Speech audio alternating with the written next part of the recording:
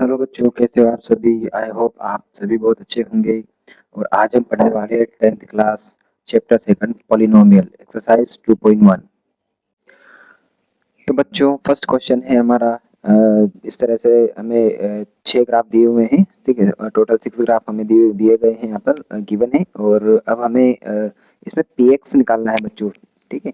हमें यहाँ पे find the number of zeros of P x के जीरोज हमें यहाँ पे फाइंड करना है। इस तरह से हमें कोई ग्राफ दिया गया है। जैसे कि हम मैं फर्स्ट ग्राफ की यहाँ पर बात करता हूँ।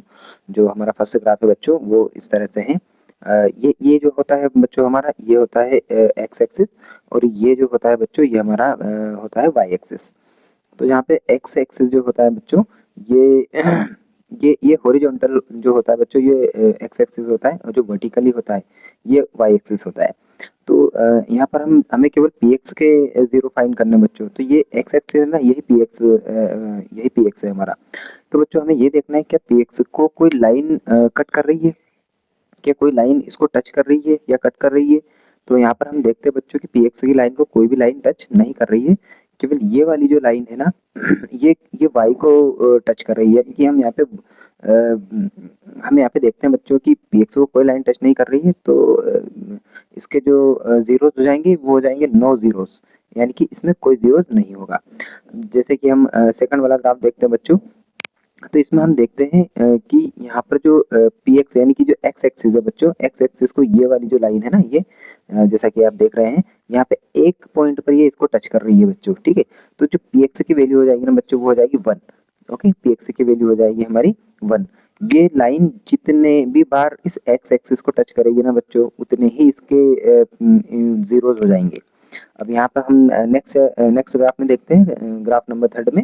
यहाँ पर हमें एक्स एक्सिस को ये जो लाइन है ना बच्चों, ये कितनी बार टच कर रही है। एक तो यहाँ पर टच कर रही है, दूसरा यहाँ पे टच कर रही है, और तीसरा यहाँ पे टच कर रही है। यानी कि जो हमारी पी एक्स की वैल्यू हो जाएगी ना बच्चों, वो हो जाएगी 3। पी एक्स की वैल्यू 3, क्योंकि एक्स पी एक्स इसलिए बच्चों की एक्स एक्सिस है ना। तो पी एक्स के जो जीरोस हो जाएंगे, वो 3 हो जाएंगे, क्योंकि 3 जगह पर यहाँ पर एक्स एक्सिस को कट कर रही है।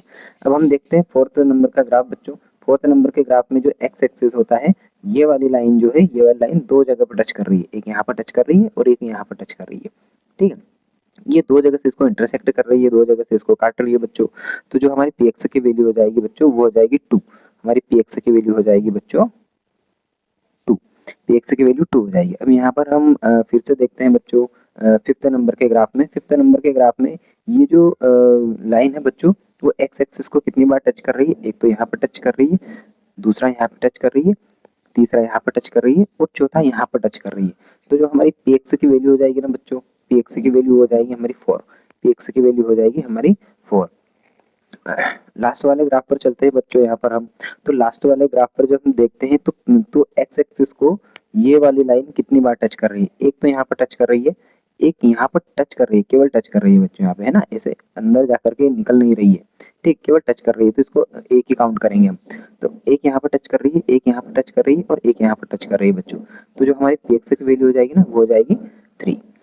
थैंक यू फॉर वॉचिंग बच्चों। अगर आपको ये वीडियो बहुत अच्छा लगा हो, तो प्लीज़ चैनल को लाइक करें और सब्सक्राइब जरूर करें, और कमेंट जरूर करें अगर कोई डाउट हो तो। Thank you for watching.